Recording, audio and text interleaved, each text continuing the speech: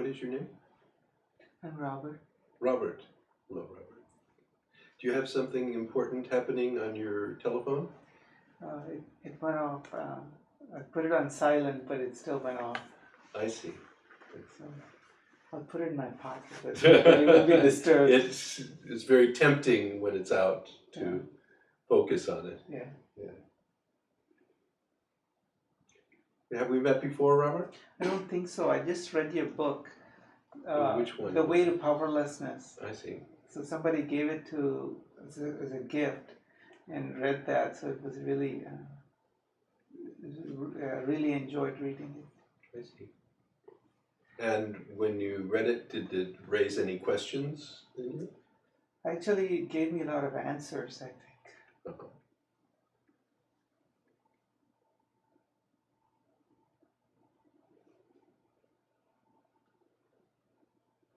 So would you consider yourself to be a spiritual seeker, Robert?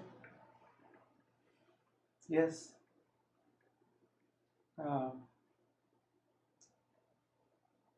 Trying to get that inner peace and calmness.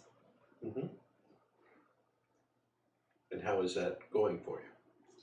I have my moments. Yes. So there are times I can be calm, but there are times then a lot of things going on where I feel like I need to be in a constant mode of action.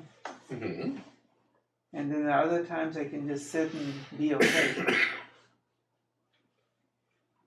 Mm-hmm. So is your sense that it's the action that is disturbing the calm? No, there is something else that's happening internally where I feel like I need to do something. Yes. And there are times when I feel like when I'm just sitting down, I look at things and I start doing stuff so that to get out of that discomfort. Mm-hmm. And I can't tell what it is from a lot of times. But once I start doing something, then it kind of goes away. So then the doing is not bringing the discomfort. What you're saying is that the doing alleviates the discomfort. Yes. And so what do you sense is the source of that discomfort? I think not being comfortable in myself. There's some emptiness I still feel. And that emptiness is making me kind of seek to do stuff to get out of feeling that emptiness. Right.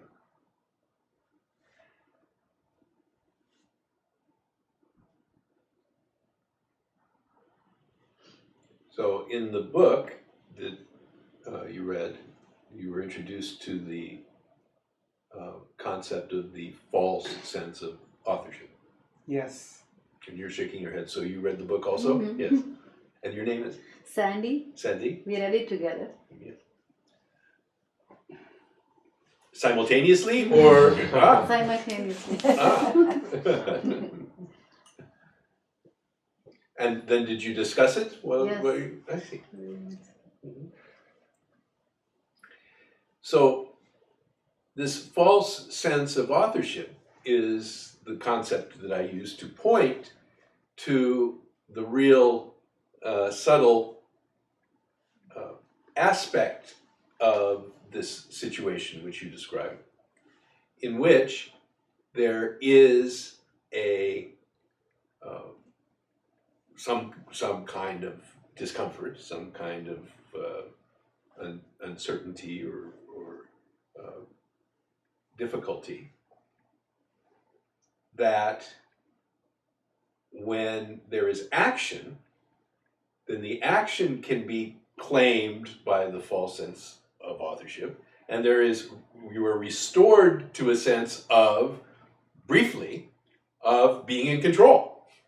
Because I'm acting, I'm doing this, I'm doing that. Obviously, I must have some power. Obviously, I must be controlling things because I'm doing these things.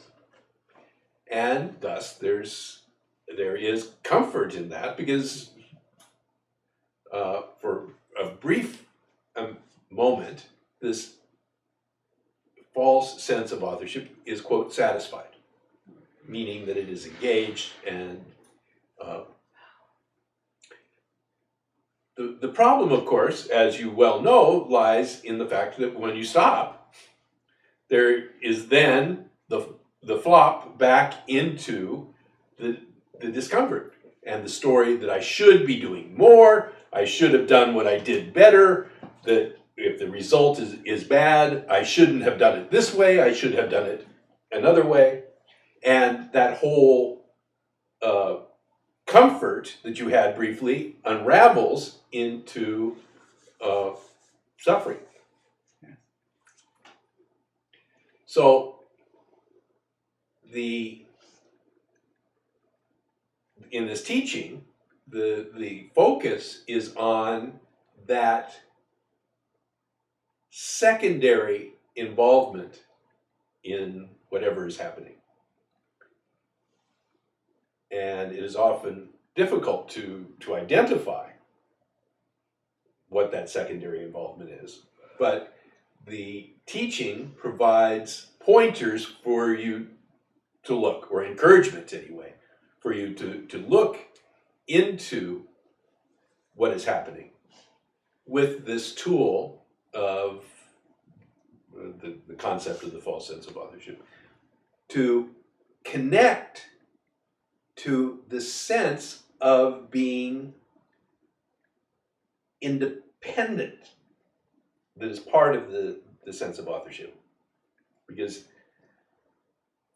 at the root of being able to author something, to make something happen, to be responsible and to act, comes, and that comes from the claim of having independent power. And the key there is independent, that you are not only separate, as each of us is separate from one another, but more subtly, that separation is a sign of independence from the other. And it is in that claim of independence that the real difficulty lies. Not in the separation. The separation is necessary for there to be me and the table, and and you and me to have a conversation and to have a relationship. That kind of separation is functional. But the more subtle claim of being independent in your separation, that's where all the difficulty arises out of. And so the teaching points you to look to see if you can identify within your own experience that quality of independence, that sense that I am an independent entity. And once that is identified, then the claim of independence evaporates in the scene because it's so patently ludicrous. But to get to that point of actually seeing it is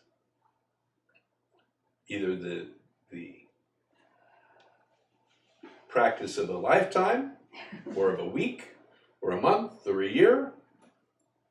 We don't know. But that is really the point of this teaching, and ultimately all the spiritual teachings are basically concerned with this.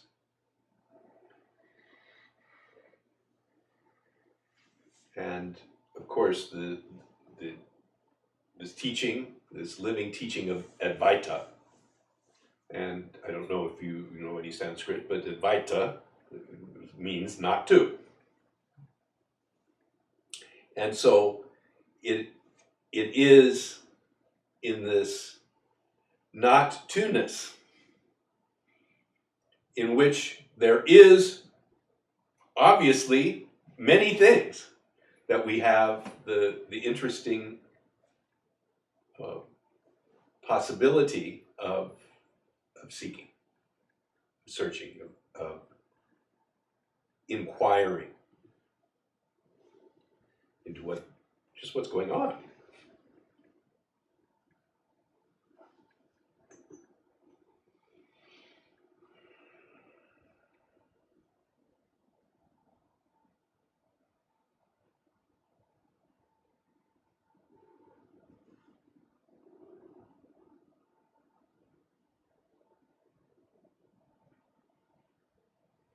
So Sandy, in the reading of the book, did any questions arise for you that were not readily answered in the... I would say it's the same thing, that I have more answers for my suffering. But it is more so of at this point and for the last 2 years that I have been seeking the spiritual path. Has been really in my mind more so than you are saying that the seeing could be a week, year, or what. So I'm waiting for that grace to come in. So I understand everything in my brain, but it's not here. Mm-hmm. Mm-hmm. Yeah, I don't feel it. Right.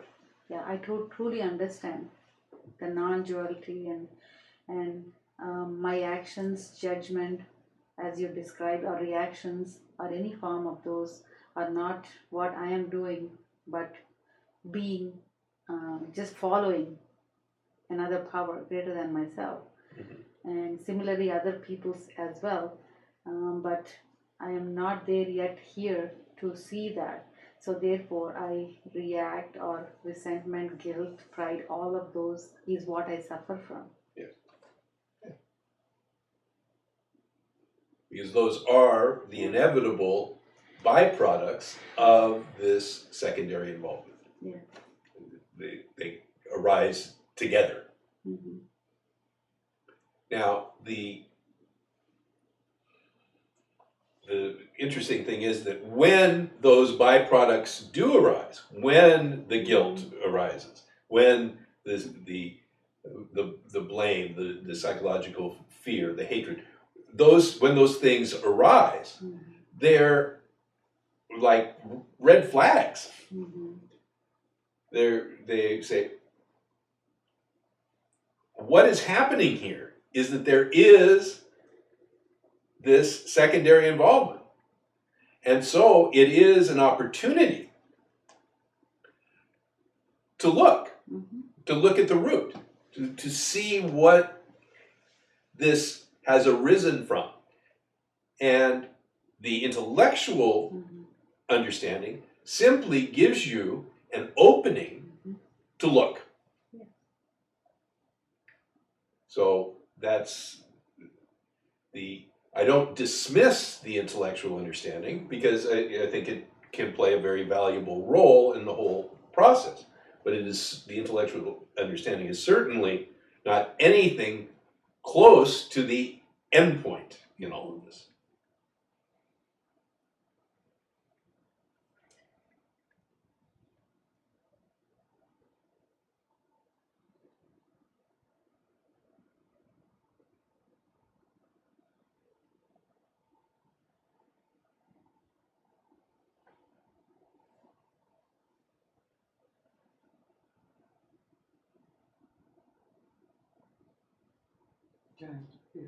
Absolutely, feel free. I really liked the way you described the wave and the ocean, that we're part of the ocean and essentially doing what the ocean tells us to do. And in that way, we're connected to all the other waves. And that kind of visually, it gave a great picture of how I'm connected to everything. Again, as Sandy said, I can grasp it intellectually. Emotionally, I'm working to get there. But as he said, as long as we say we should or shouldn't, and all of these things, that's when we start to have guilt and fear and resentment. So I don't have any timetable that I should grasp it today or tomorrow. Well, then you're fortunate in that regard, if that's true.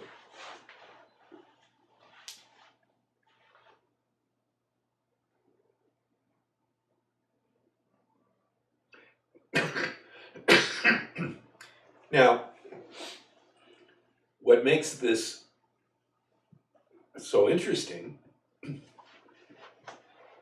about not having a timetable is that, of course, there inevitably is a desire to have the resentment and the fear and all of these manifestations of suffering go away.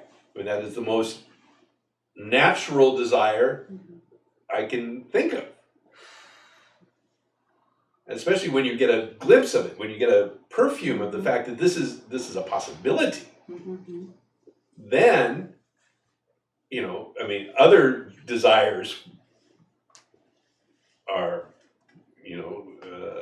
quite mundane in to get a bigger house or a nicer car and those kind of things, and more money in the bank, that kind of stuff all pales. So to have that desire is to me, the most normal kind of desire, or the most reasonable kind of desire. When that desire is then taken up by the false sense of authorship, however, then that desire becomes converted into shoulds. It's converted into guilt. I've been looking for 20 years. I've been looking for 40 years. I must be inferior. I must have failed. I must do all of this.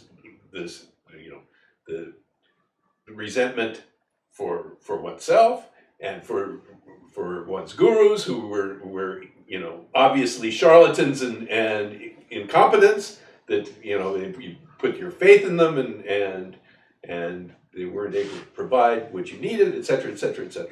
All those kinds of stories play out of this secondary involvement in the desire, which is quite, we can say, pure in its essence. Simply, the desire itself is not the source of the suffering. That, to me, is a crucial understanding, because when you are trying to rid yourself of desire, you're down a very slippery path.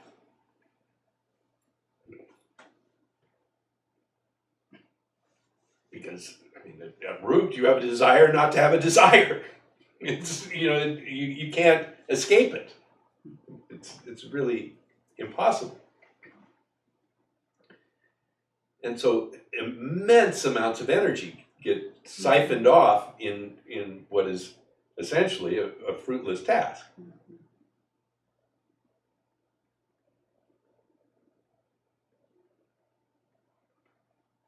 So to home in on exactly what it is that is responsible for the suffering, what is the root problem, if you will, that's the thrust of this teaching.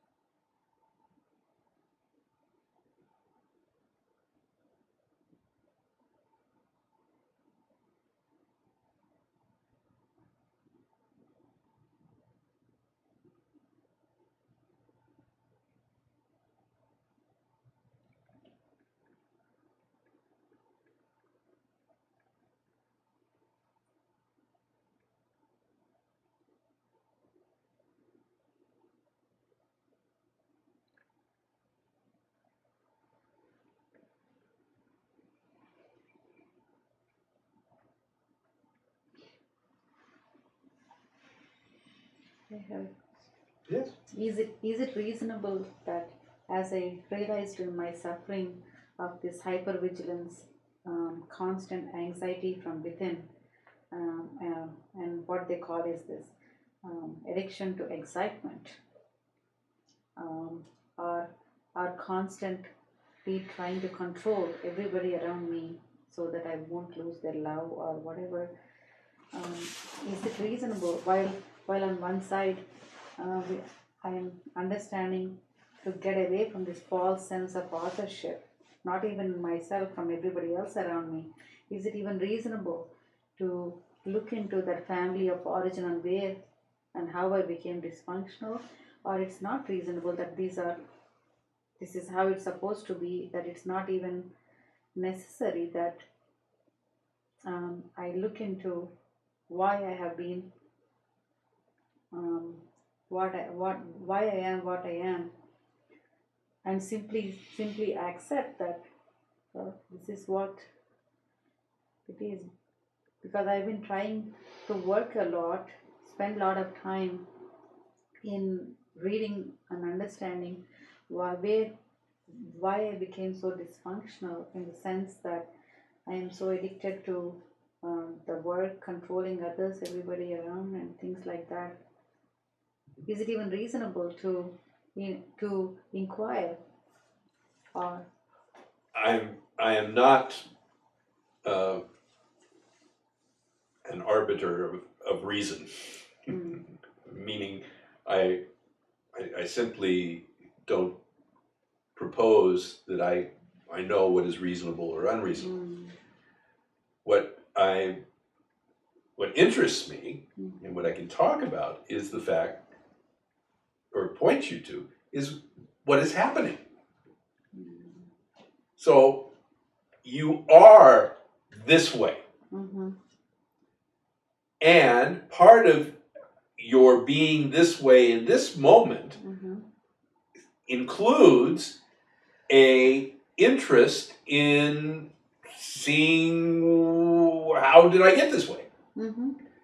And that exploration can take you into psychology, it can take you into metaphysics, it can take you here to see, and all of these different avenues may have benefit for you or detriment for you. We don't know. But I have no way of proposing what is reasonable and what's the right way, what's the wrong way. I'm only concerned with what's happening. Then is it important to question why I am who I am? Yeah, I'm supposed to be who I am at this moment of the time. My question for you is it important to you to know that, to ask that? If it is important, then this may propel you into action of some kind. But once again, I don't have a standard for you of what is important, what is right, what is wrong, what is good, what is bad. I'm not proposing any such standard. Only that you look at what's happening. So this is who you are in this moment. And your interests, your desires are part of this moment, this beingness as Sandy in this moment. So from there, if the interest is there, perhaps you will look. And as a result of having read my book and being here, perhaps it will propel you to look in a certain way that you would not have looked at otherwise. All we can do is see what happens. But from my perspective, you can neither fail or succeed in this endeavor. You can only do the next thing to do. providing you're given the energy to do that, given the life to do that.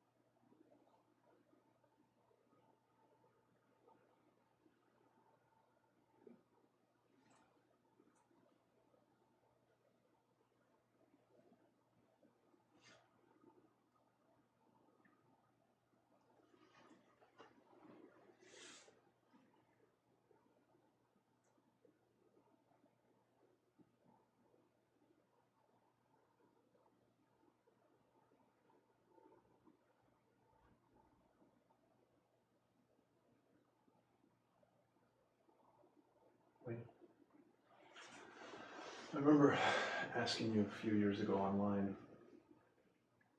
I don't know if I asked you or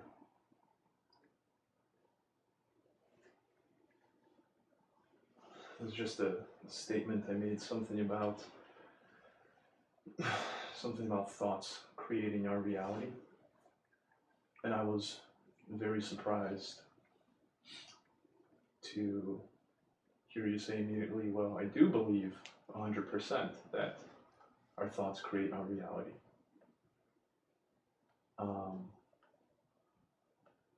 And I had the kind of a notion that you wouldn't go along with that particular kind of teacher, that kind of pointer. And my understanding of it at the time was that in the sense that thoughts color our reality, or they can determine to a large extent our experience of what's going on, but not necessarily, kind of like the whole law of attraction idea, was kind of what I was referring to.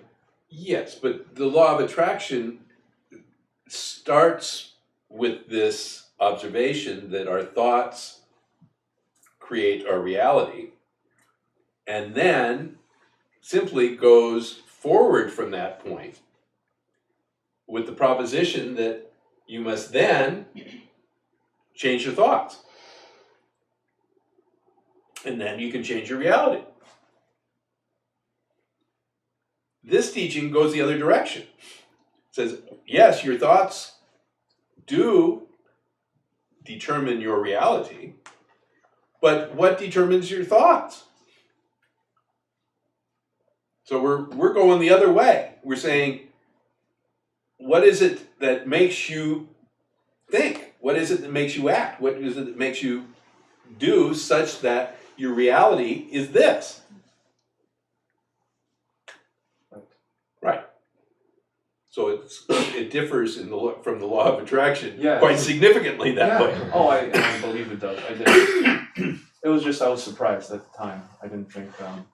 And then I asked you how, and obviously you said, well, why don't you look into it?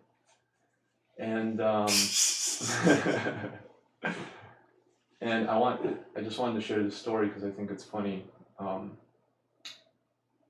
don't know if this was before I got into spirituality or just shortly after, but I was in high school, my junior year of high school, and our teacher showed our class The Secret. It had just came out in 2008, and I took the stuff and I also then I watched it at home, and I don't really remember much from it. All I know is that all of a sudden I was super anxious because I was just at the point where I was starting to become aware of my feelings and my thoughts. And a lot of them were ones that I wouldn't want to have. Right. And I was like, oh my God, I'm creating. I must be like, I gotta stop this because I'm gonna create hell on earth or something, Exactly. It's an enormous burden. Yeah, and it was quite a burden. Yeah. From that understanding of it. Yeah. And now recently when I got into reading, I've kind of immersed myself in listening to these books, Conversations with God. I'm not sure if you've ever heard of them. Neil Donald Walsh. Yeah, I vaguely years ago when they came out, right. I skimmed through it. Yeah. Right. And it was like everything I ever wanted answered. It was, all these things that all these curiosities that arose in me, especially recently in terms of like physics and the nature of time and stuff. And it gave, much more sophisticated metaphors and analogies or whatever for that. And I was like, yes. So just like so excited listening to this stuff. And one of the difficulties I had with it was constantly, it very much goes from this perspective that you choose everything that happens in your life. And that was a teaching that has just always been so difficult. I'm like, I don't understand it. I don't know what the hell you're talking about. Why would I choose all this bad stuff? That stuff that I don't like, stuff I don't want. And then it goes really, went really in depth into like the mechanics of manifestation and all this stuff. And I think if I didn't have this teaching, then it would have made me go absolutely insane. Because now it's like I could bring these two worlds together I couldn't bring together before. That like, yeah, I could see how this could all be true, but at the end of the day, it's like we're talking about the mechanics. Right. And it would stay, and it's funny because it's like all these teachings that I've encountered, the entire point of your teaching, which is, what is first cause, if we could put it that way. Okay. It's like that's the thing that's only mentioned briefly in most of the teachings that I've encountered. It's like it's said one time, and then it's all this other stuff. And then one time it's like, oh, and just remember, there's this little thing. And that's, that's just how they're structured, a lot of them, I found, Right. It's incredible. And and I just never had an issue with like the concept of a soul. Mhm. And I was always kind of wondering what this teaching's take on it is, because I've heard audios and stuff like this, and sometimes people have been, coming from this perspective, oh, there's no soul, there's no nothing, and my whole perspective is like, well, there could still be another aspect of what you are that's not, physical form, that's not necessarily separate or independent, but it could still be something. I don't know. I'm just wondering if you have anything to talk about in terms of that. Nope. Okay. Never got the whole soul business. Never made any sense to me. I could never make any sense out of it. So if somebody else makes sense out of it for you, then terrific. But I can't speak to it because I don't get it. You don't get it, like the Like, I don't get it. and all these. No, I other don't get things. Okay. It just, I mean, it's so, like, I can't find any rational, consistent integrity in any of it. I just can't. I mean, I've looked, and it might be there, but it has escaped me.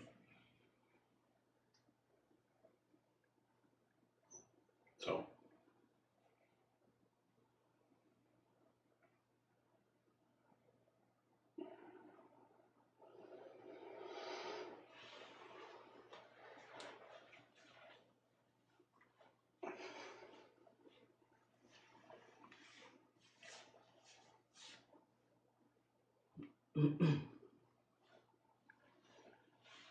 So did you confirm that thoughts do create our reality?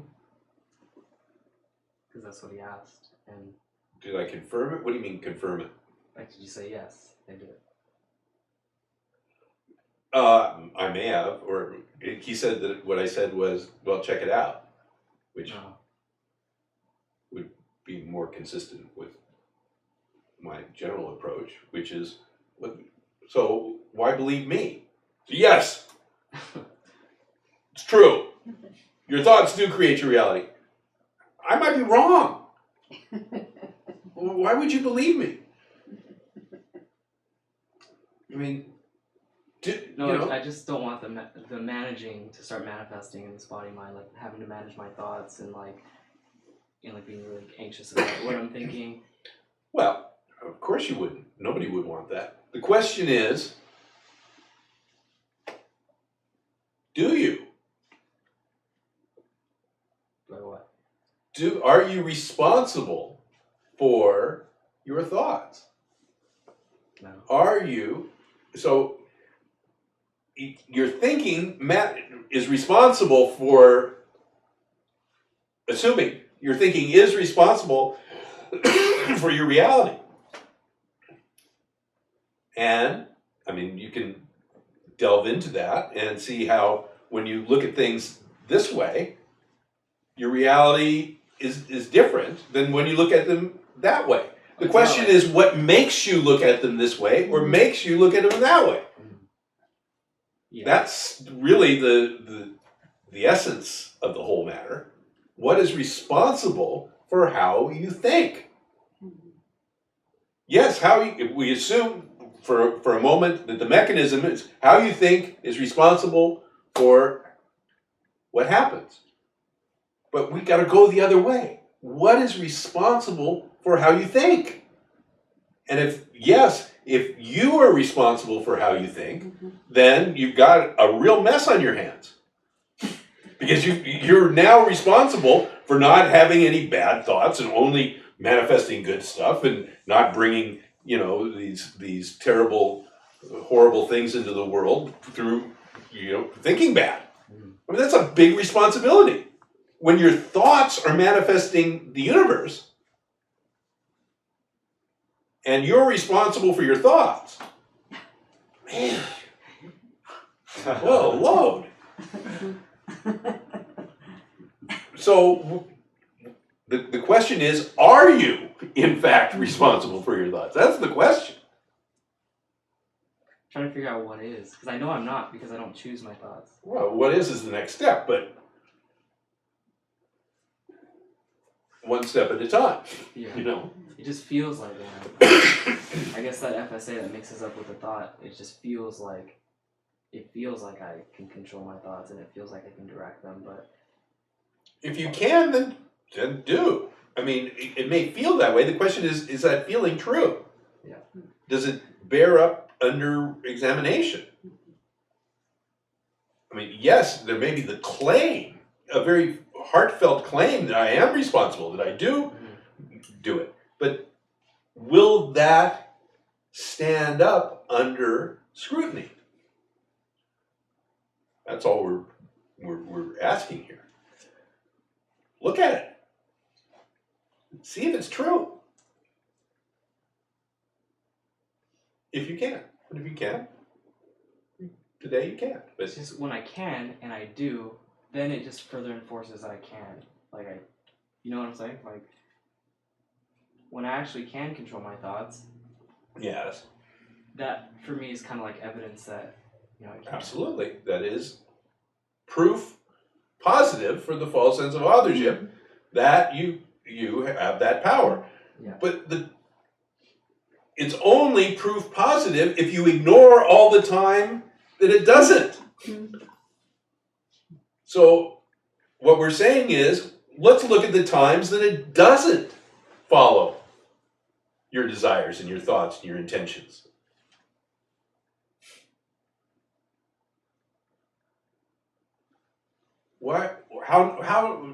Why not? If you are in fact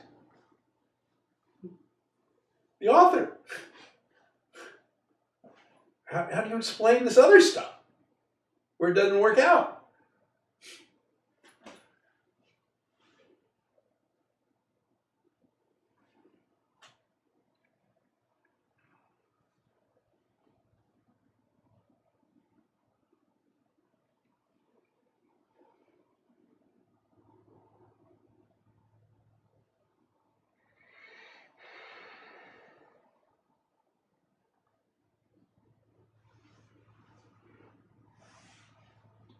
When it is feelings leading to thoughts to actions, therefore, I mean, I'm again trying to get to this false sense of authorship. So it's usually the feelings that drive to the thoughts and then to the actions. Okay? So how does these feelings arise? That's the question. Mm-hmm. I mean, that's what we're saying. Yes, you can identify the pattern by going the other way. You say, yes, the action seems to be linked to the thought, which is linked back to the feeling. Mm-hmm. And the teaching encourages you to, well, keep going. Uh-huh. Where does the feeling come from? What's responsible for that? Mm-hmm. And you see, what happens is at that point, the claim of authorship subtly is that I'm responsible for the feeling. That somehow these feelings are subtly my responsibility. Mm-hmm. And so this is, we're looking at that. Mm-hmm. Is that true? How do these feelings actually arise?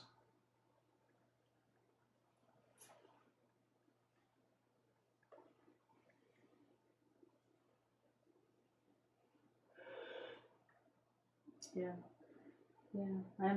I'm powerless over those feelings.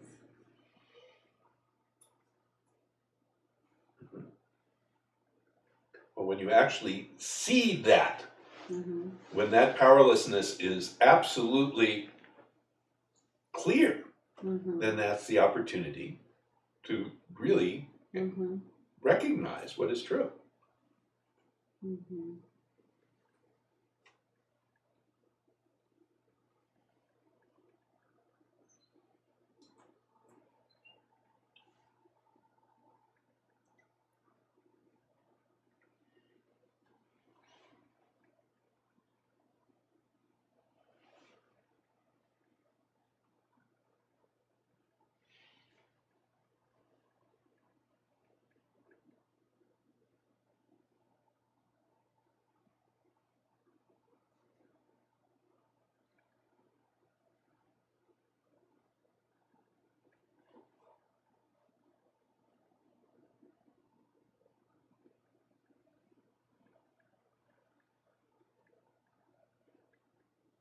Yeah, when I feel small, when I feel insecure, that I want to take that action of of putting somebody down. I don't want. I was trying to minimize, and I caught myself. When I'm trying to when I'm putting somebody down to feel better, that feeling of insecurity was the starting point. Feeling of not enough. Yes.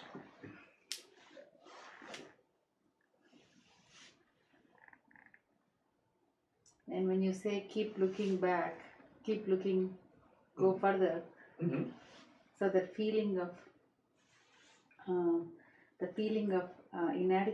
inadequacy Mm-hmm. is from the source. Is I'm not there. I'm having difficulty. But I also understand that comes with grace. So the teaching, this teaching, is really pretty gentle Mm. because there isn't any expectation Mm-hmm. that you do it this way or you do that, or Mm-hmm. and there's certainly no singular path that it suggests, that you can diverge from.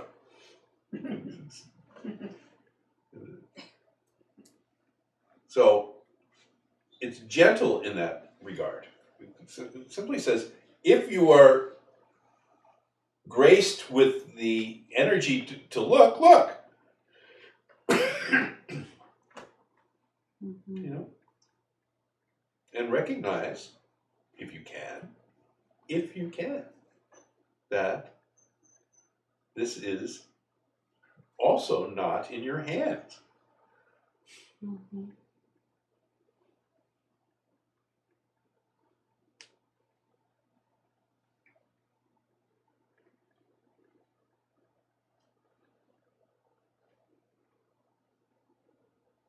So the ultimate truth is what you're saying, what we're trying to recognize is none of this is in our hands. We are only playing out what a higher power has for us, No, in a sense. that is not the ultimate truth. That is a pointer to the ultimate truth. That is not the ultimate truth. It is simply a concept.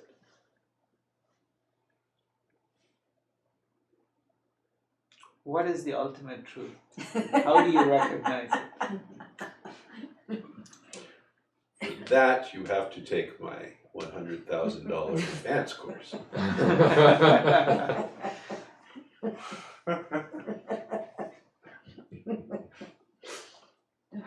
Is it everybody finds their truth, their way, by grace? And each one is different in how they find. That is Yeah. my experience. Yeah.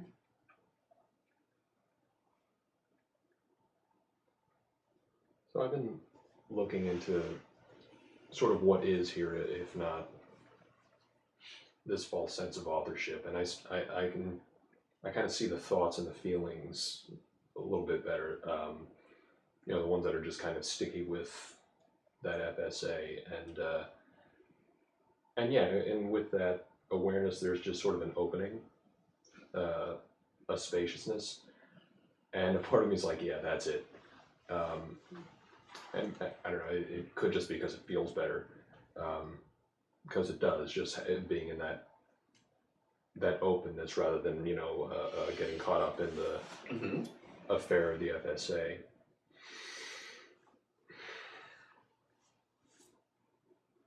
But a part of me is also like, maybe that's not all of it. I don't know, it just, as good as it feels, well, a part of me says that it's observed,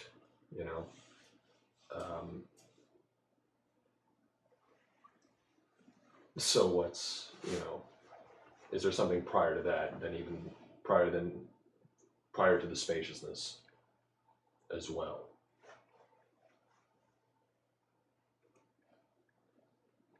Be an interesting inquiry. It would. Okay. Yeah. Yeah. Is there anything prior to that? Yeah. I think it's a great question. I thought so.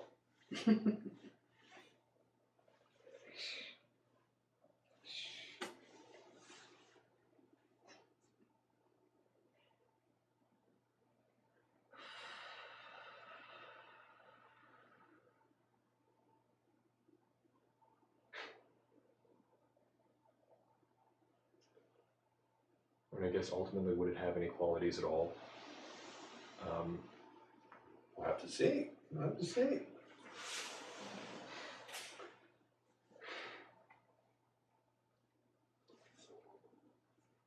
So there's a difference between looking and trying to figure it out.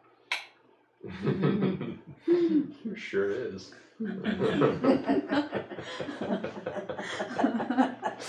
Yeah.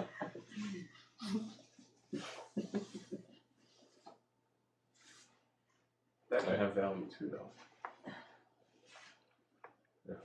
Of course, anything can have value or not, perceived value. I'm just pointing that they're different. I mean, I guess it's just hard to communicate looking without, I don't know, as far as like this sort of dialogue is concerned, you know, it's hard to talk about looking, right? Yeah. So, I mean, I don't know, I feel like it's the figuring out is part of, it's what's required to actually kind of communicate and maybe progress. No. No? The ability to describe your experience is necessary for communicating the inquiry. But that's different than figuring it out. Okay.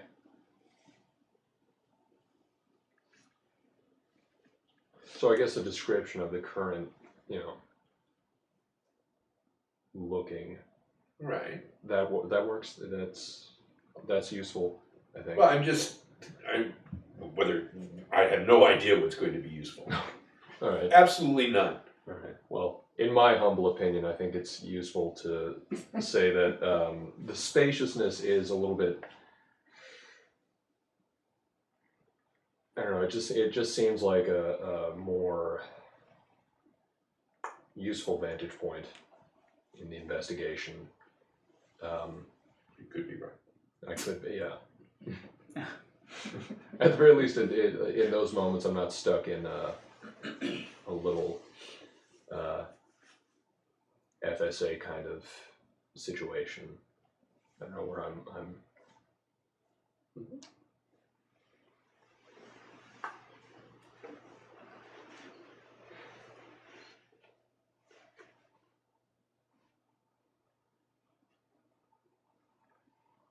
Or am I authoring that too?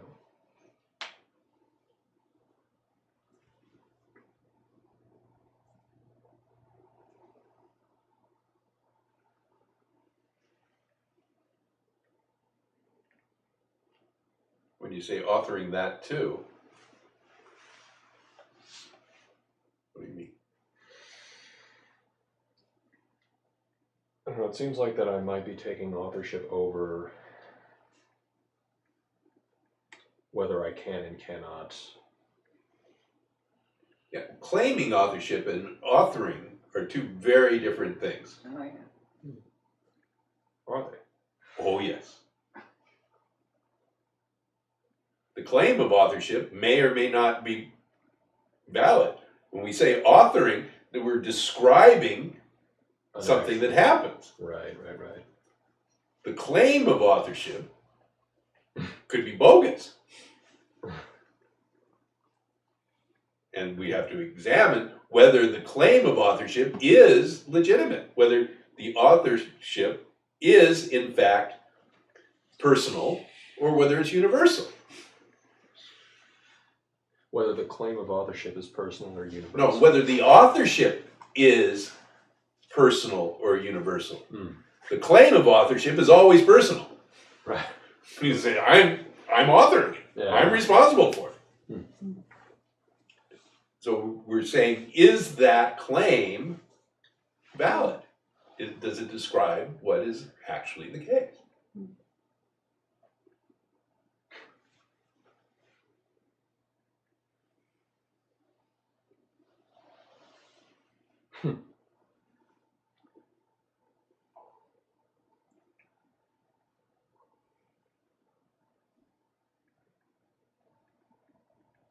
So when you say you're authoring that too, my question is that true?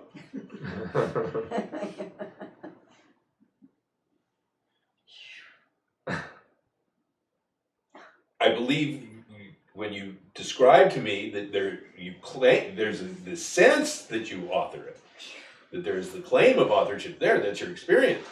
That I believe your description that is your experience. But what we're concerned with is it representative of what's actually happening?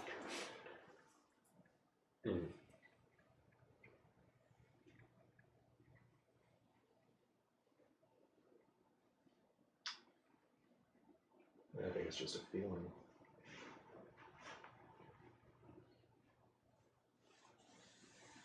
Well, it may well be a feeling, and the feeling, I think we can demonstrably say, is happening. The feeling's happening. But is the authorship happening? Meaning, are you responsible? Do you have the power to author, to make it happen? Inherently, yours. That's author. Personal author.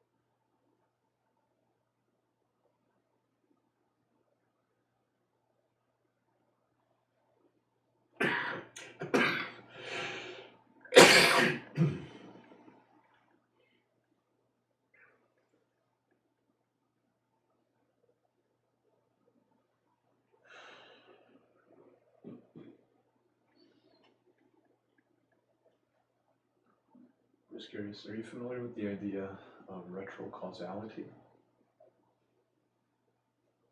No. Okay. It just blew my mind when I heard about it, and it's the idea that the future can influence the present. Oh, yeah. In fact, that I was introduced to that notion by Ramesh. I'd love to hear. Oh, well, basically, we were talking about horse racing. Please, I need to hear this again. 'Cause I read this in the Awakening West. You were interviewed in this. Oh. Yeah, and like just a few days ago. Oh, And I was like, really, like, what are you saying here? is that book still in print? And I was on an e. Anyway. Yeah. So he was describing, he said we normally think of cause and effect as being linear from this event causes the next event to happen. And he said, he used the example of a horse race. He says a fellow goes to the races and he puts a bet on the horse. The horse wins. He wins enough money that he's able to send his child to school, who then finds a cure for a disease. We say his placing the bet caused the money to be won, which caused the child to be able to go to the school, and which caused the disease to be cured. He said, but we can also as easily look at it that in order for this disease to be cured, that a that the horse had to win. That the horse had to win in order for the disease to be cured. It's just as easy to make the case that the need for the result brought about the cause.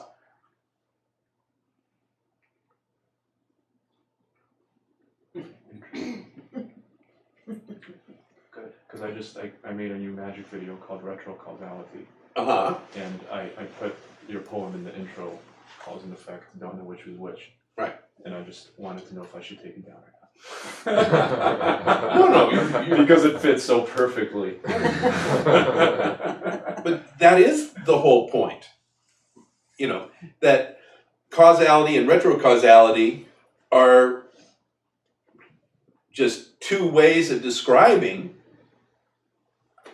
a bunch of events. It's an organizational tool. That's all.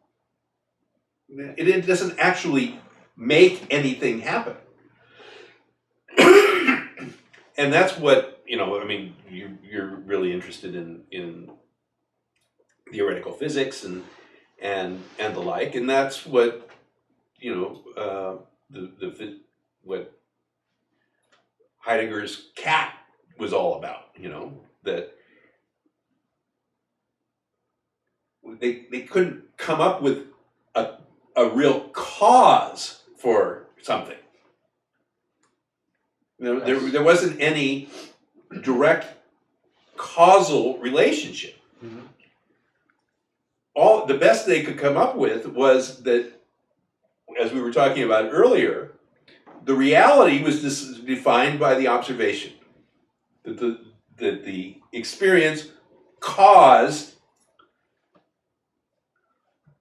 the reality, you know, the event to happen. Mm-hmm. So what something is depends on what measures it, Mm-hmm. in effect. I mean, all different ways of saying the same thing. What's that called?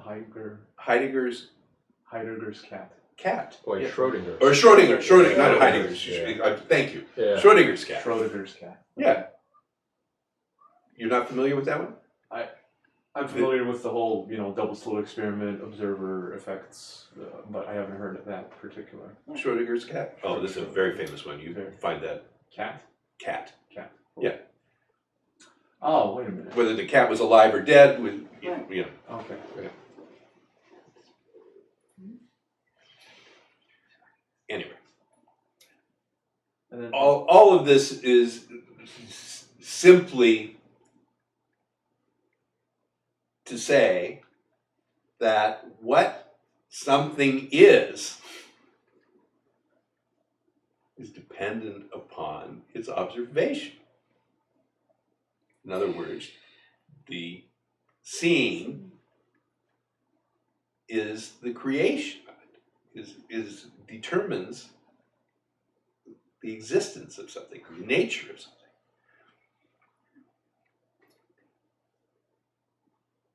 But it's, which is really interesting and potentially quite expanding in separating you from a particular sequential way of seeing things into a more holistic approach to things, which is what we're pointing at. So the causality and retrocausality are simply ways of organizing the oneness, the unity, the wholeness.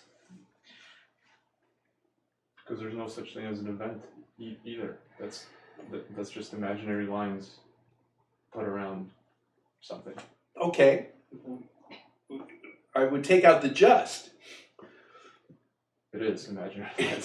The imaginary lines are what this function. this is all functioning. Exactly. Is dependent upon for function. Yeah, absolutely. Without it, the imaginary lines. Oh, absolutely. I'm not denoting them. Okay. I just find it incredible. Yeah. Yeah.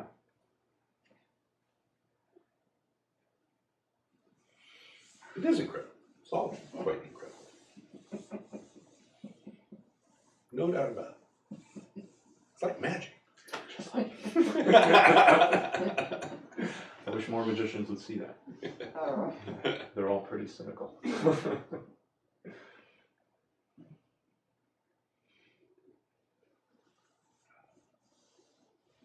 As I read in your book, The Spiritual Experience, you talk about spiritual experience and spiritual awakening.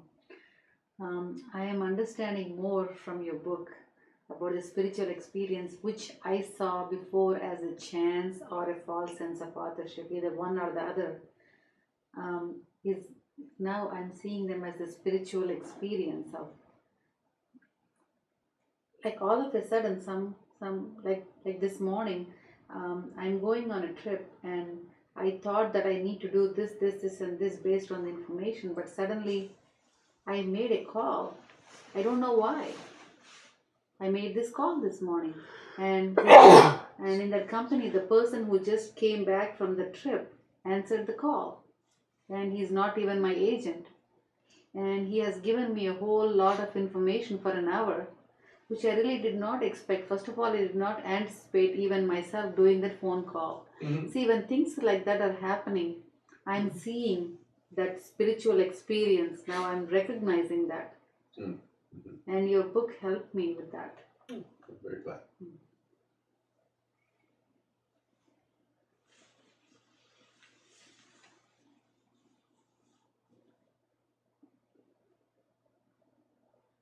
And I was able to see this morning that, oh, what a grace. And I stayed away from taking that false authorship, oh, and telling somebody, oh, guess what? I did this phone call and look what has happened. All these gifts we got. That was very helpful for me to see it that way.